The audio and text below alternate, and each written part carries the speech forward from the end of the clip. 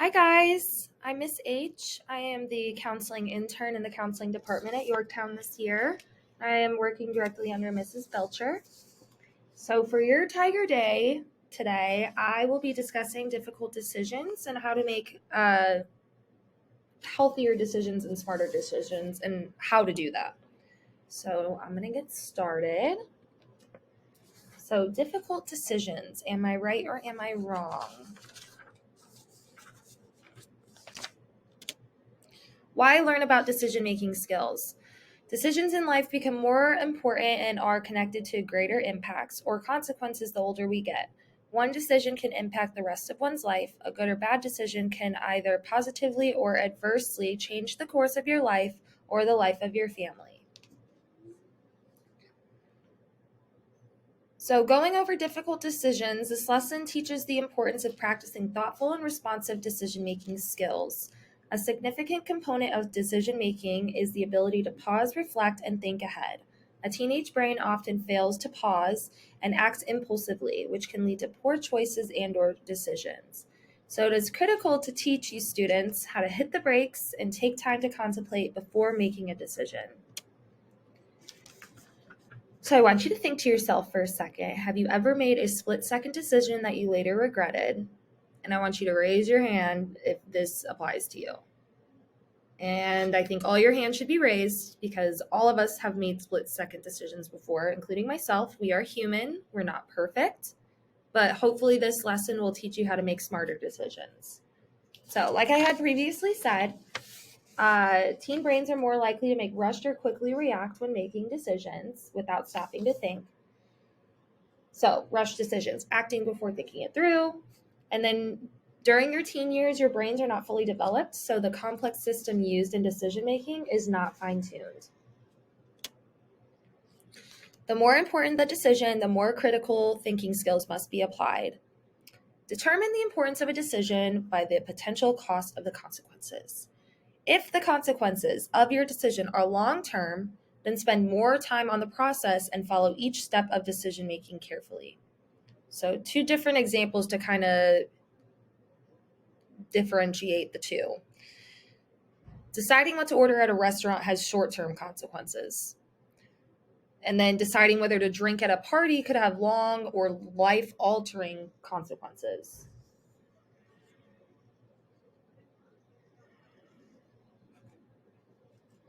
Pausing and thinking helps our brains engage the prefrontal cortex, not just reacting from our emotional brain.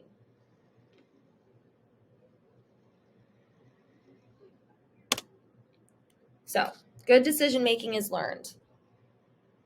It is not automatic that we know how to make good, healthy decisions, and we need to learn these skills and be able to practice them. So, just think to yourself, how have you learned to make decisions, and who has helped you make an important decision? I want you to discuss with a partner or a small group of 3 for a couple minutes and go over this. And then you can have a small discussion with your teacher. And teachers, you can go ahead and pause the video, and when you guys are finished, you can continue. So these are 3 primary components required to use while making decisions. We use values, goals, and standards to make decisions. So what are values? A value is a strong belief. There are 2 different kinds. Intrinsic, which are core values, and they are what encompass your foundational beliefs, which then dictate your behavior and guide you to make decisions that you do. Your values are broad concepts that can be reapplied many times over in your life in various situations to guide your actions. Internal, or core values, are personal qualities that we treasure. Now, extrinsic, or external values, are qualities that we consider rewards. Often, social pressures or society influence these.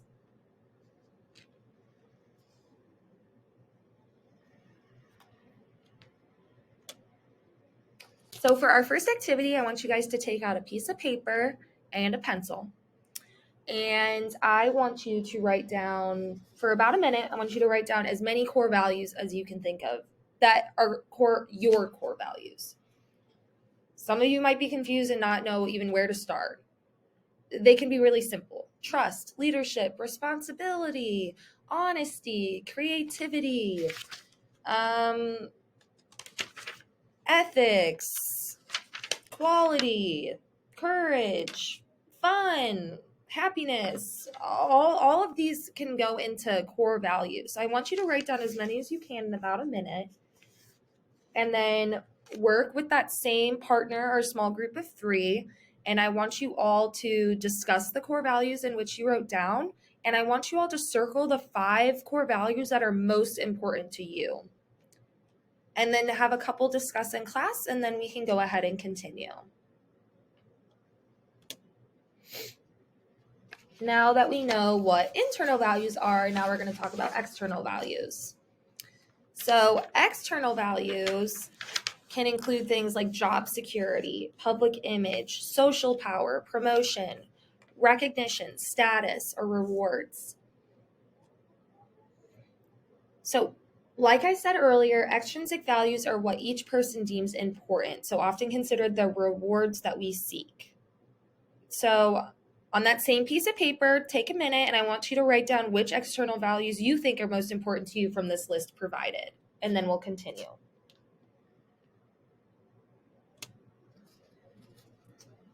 So, what are goals?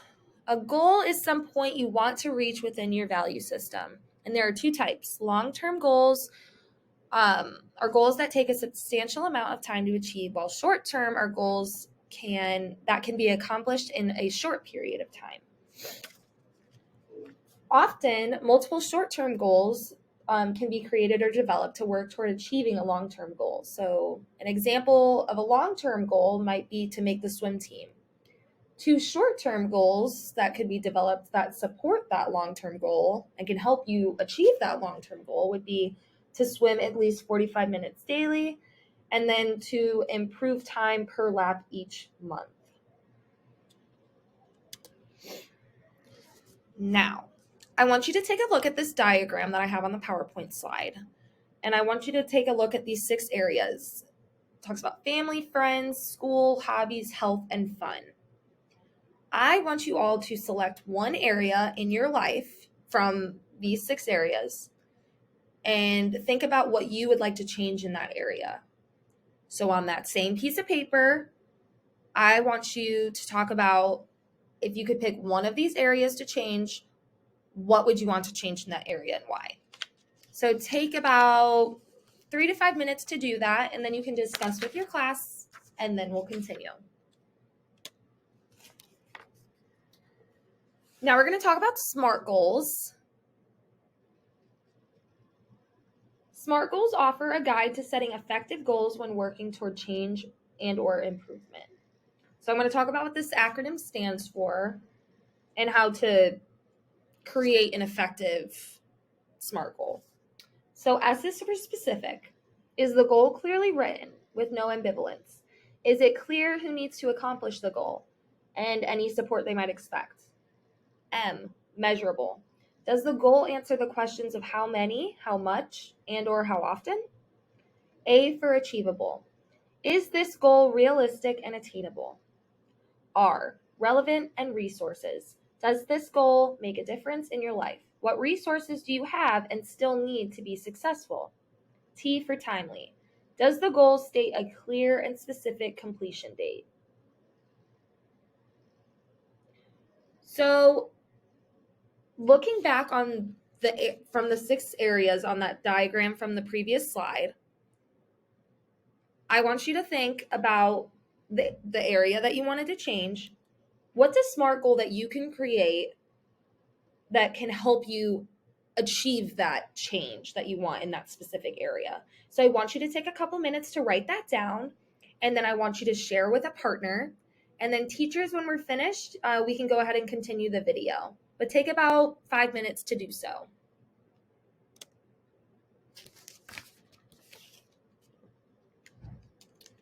So for standards, standards are rules of behavior that you set for yourself. Standards are personal metrics and measurements for how we act, behave, and live, and they help hold you accountable. And you can think of it as your own personal code. So when speaking about our standards, we tend to use words or phrases like only if, as long as, I will, even if, no matter what.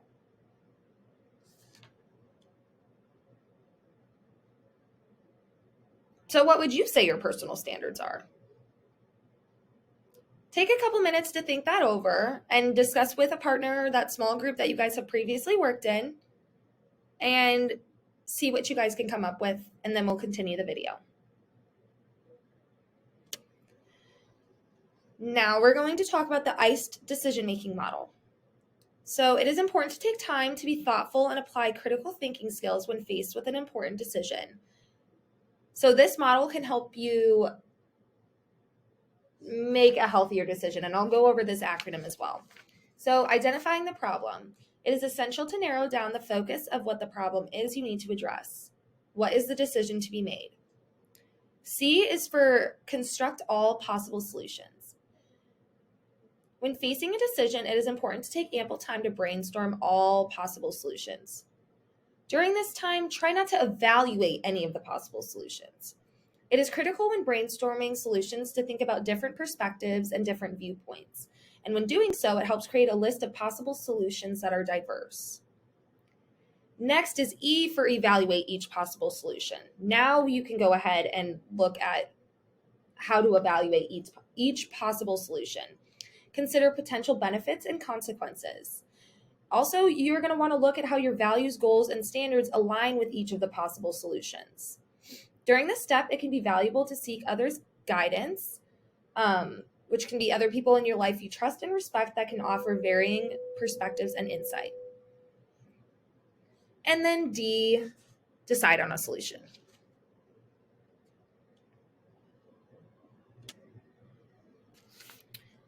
Remember, pausing a minute before making a decision is essential.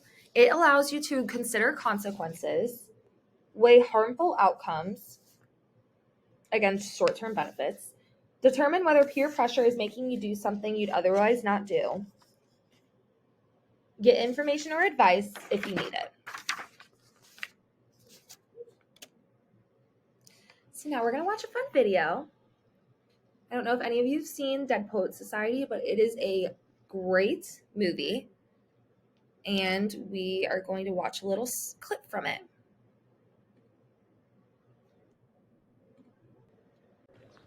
No grades at stake, gentlemen. Just take a stroll.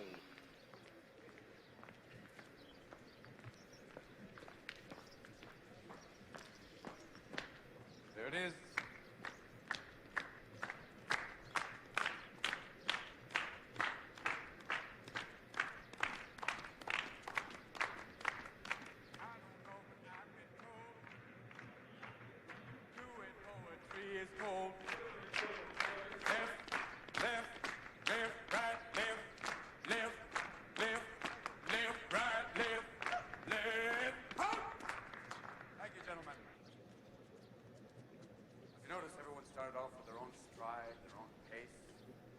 Pitts, taking his time. He knew he'll get there one day. Mr. Cameron, you can see him thinking, is this right? It might be right, it might be right. I know that, maybe not, I don't know. Mr. Overstreet, driven by a deeper force. Yes. We know that, all right. And I didn't bring them up here to ridicule them. I brought them up here to illustrate the point of conformity, the difficulty in maintaining your own beliefs in the face of others. For those of you, I see the look in your eyes like, I would have walked differently. Ask yourselves why you are clapping. And we all have a great need for acceptance. But you must trust that your beliefs are unique, your own, even though others may think them odd or unpopular, even though the herd may go, that's bad. Robert Frost said, 2 roads diverged in the wood, and I took the one less traveled by. And that has made all the difference. And I want you to find your own walk right now. Your own way of striding, pacing, any direction, anything you want. Whether it's proud, whether it's silly, anything. Gentlemen, the courtyard is yours. You don't have to perform. Just make it for yourself. Mr. Dalton, you'll be joining us. Exercising the right not to walk. Thank you, Mr. Dalton. Just illustrated the point. Swim against the stream. So, we're going to talk about herd mentality, which was showcased in that clip from Dead Poet Society. Often teens are conditioned to make decisions based on the behavior of other people around them, which would be their peers. Herd mentality is the idea that being a part of a group, whether that's your closest friends or a group of strangers, influences your behavior, and it connects to peer pressure. The most dangerous form of peer pressure is the subtle kind that you don't notice. If you think everyone else is doing something, you're more likely to do it as well. So I want you guys to think, what would you do if you find yourself feeling a strong drive to go along with the crowd? Just take a minute to think about it. What we've been talking about this entire lesson is about taking a minute and pausing before making a decision. So take at least 5 seconds to yourself and go somewhere where you can check in with your instincts. Ask yourself, would I be doing this if no one else was? And the odds are that you probably would not be doing it if no one else was. So that's all I have for you guys, but I hope you have a great rest of your day, and thank you so much.